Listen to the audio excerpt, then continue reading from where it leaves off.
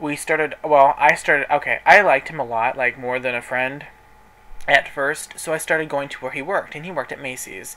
So I would go to Macy's on my lunch break, and I would just go there, and I would just just go to see him, and I ended up buying stuff that I really didn't need. I mean, I bought the whole line of Clinique for Men, I think at one time, and a bunch of shirts and pants that I did not need or want, but I bought him because I liked him a lot, and I thought that if I did that, then maybe he might like me.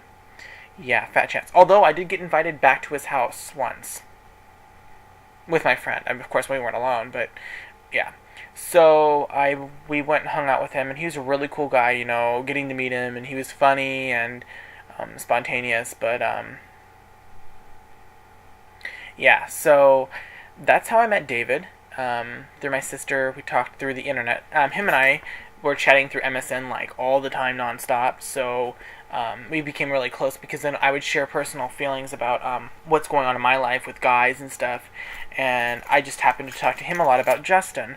And we'll talk about Justin later. But I talked to him about Justin, all the things that, were going through my mind about him. And I wasn't sure about things. And David's like, oh, he's a prick, you don't need it, and all that stuff. So, just a little FYI when you're listening to all this stuff. So, I ended up going to... No, I didn't go anywhere.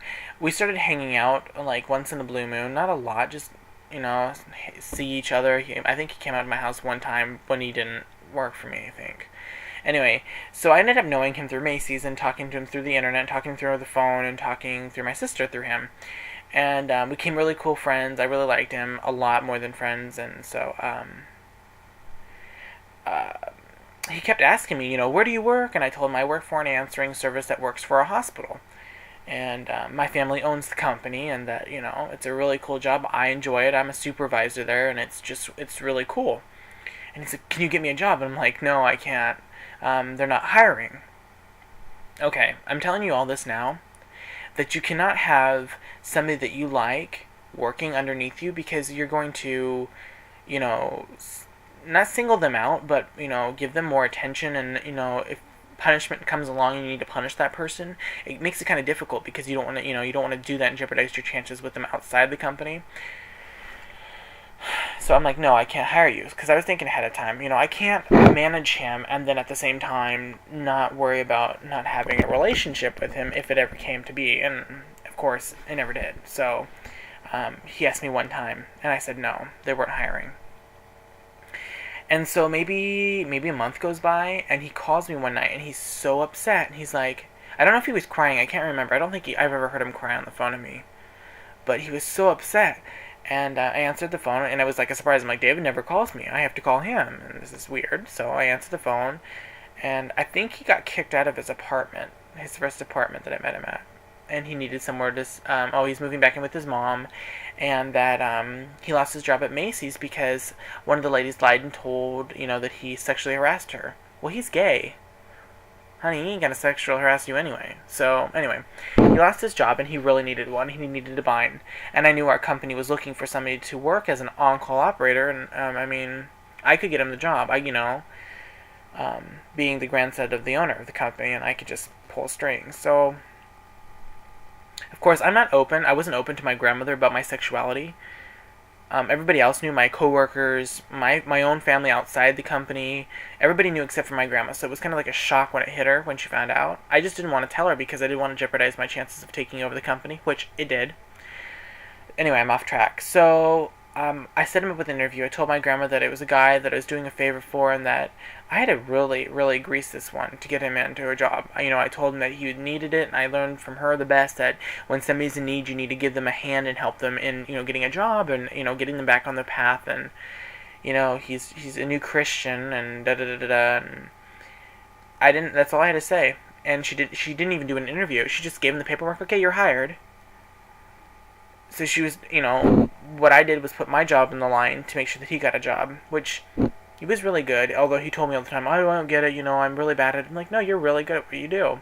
You ask questions, which is, expected of yourself. You're new. I've been here for 4 years, and you've only been here for a couple months, and you're doing very well. Whatever. So it ended up where we started working together a lot, and so he started spending the night a lot because we were just going to carpool because he was working the same shifts I was. And so he spent the night. By the way, my friend Sam lived with me, so if you're getting any idea if we slept in the same bed, that was so negative. We have never, ever, ever, ever slept in the same bed as each other. Never. Yeah, I just had to double check that because I couldn't remember. My foot's a little numb. You're sitting on my foot. So anyway, he started spending the night a lot, and then he started, he was becoming really close with my family, and we ended up, every time after work, we'd be ending up stealing cones on the side of the streets. I have nail salon signs sitting outside my house. He even stole the RV repair sign down the street from my house and brought it to my house in the middle of the night when he asked to borrow my car to go buy cigarettes. And I was sleeping. He came and woke me up and goes, "Hey, Bobby, I got a prize for you, or no, a present for you." I'm like, "What?" "There's dirt all over my floor. He stole this sign." I'm like, "Oh my god, I can't believe you." Sorry, my enthusiasm's gonna take this. And I just dropped the microphone. Woohoo! Microphone. Anyway, so, let's see. We started working more and more together, and then I introduced him to Justin. And Justin and him weren't friends at the time, and I made them, I guess, I pushed them together and brought them together. And which was the worst thing I could ever have done in my life because it ruined a lot of things for me. So David and I were becoming best friends. Him and I were getting along so well. We hung out all the time. We could tell each other anything we wanted to. It was really good. And one night when we went shopping for doing a project for Sam, I keep it on my keyring now because I can't wear the necklace because I wear my cross during the day, but I'm not wearing it right now. But I don't know if you can see that, but it's, if I bring it closer to you, and if I pull it out. Anyway, it says friends on it, and it's a part of the heart. Anyway, Sam bought me, both of us, the heart, and one says best, and one says friends, and yeah, everybody knows that, everybody has one of those people, and David was my best friend.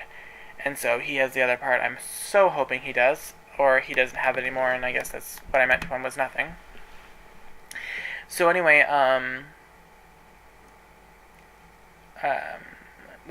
I got really depressed one night because I had a thing for Justin for a while, and I was confused because I had a thing for Justin and I had a thing for David, and I couldn't tell who was the one I really wanted to be with.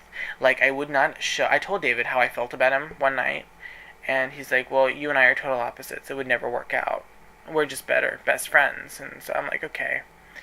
So I kind of left it there, but I knew deep down inside me that I couldn't ever do that. I was in love with this guy. I mean, I had to be with him, and I would do anything, distances, to go for him, and I did.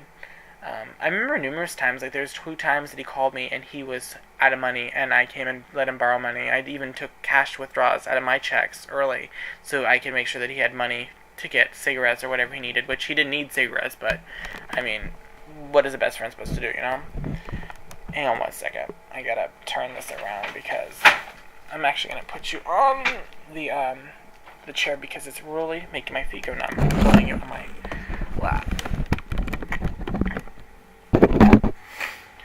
Okay, so anyway, let's see. So, I mean, I did things for this guy that, and I mean, normal people wouldn't do, but it was my best friend, you do things for people that you care about and you love, and so anyway, when I was very depressed about Justin, and I don't know how this came into play, I can't remember, something happened, he said something or he wrote something, and it ended up in me getting mad at him, and, anyway, David and Sam both knew that there was something wrong, and David, to make it better, he thought he could make me dinner and make me find it, which, by the way, David can make a killer spaghetti, if you don't know this, just to let you know. So anyway, he's making me spaghetti, and he's in the kitchen, and Sam decides to go to the bathroom, and they both keep asking me, what's wrong? I'm like, there's nothing wrong at all. He's like, yeah, there is, there's something wrong. I'm like, no, there's nothing wrong. Which they knew that there was something wrong, but I didn't feel like telling them because, if you tell somebody that there's something bothering you, then they'll continue to nag you and, will try to solve it for you, and I don't want them to solve it. I mean, it's something I had to figure out on my own. My ass is I'm sorry. So anyway, I ended up, David stopped in the middle of what he's cooking. Sam was in the bathroom, and he looks at me and he goes, okay, Bobby. He called me Bobby Brown. He goes, Bobby, I will stop smoking if you tell me what's wrong. I'll make it better. What do you want me to do? I'm scared that you're going to commit suicide. I'm like, David, I would not commit suicide. I may have thought about it once or twice in my life. No, I can scratch it. Maybe 5 times in my life.